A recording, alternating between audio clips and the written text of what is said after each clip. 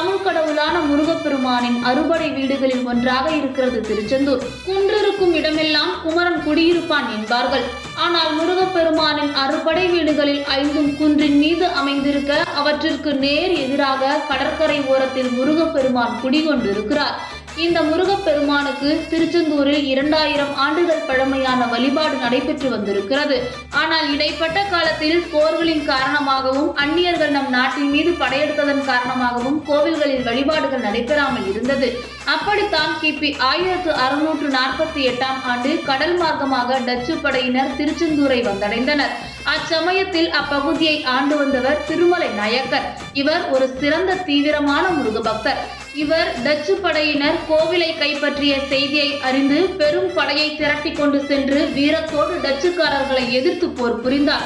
ஆனால் டச்சு படையினரிடமிருந்த நவீன கருவிகளினாலும் போர் நியதிகளை பின்பற்றாமல் நம் வீரர்களை கொன்று குவித்தனர். இதனால் இம்முயற்சிகள் எதுவும் கைகூடவில்லை. இறுதியில் நாயக்கர் தோல்வியை தழுவினார்.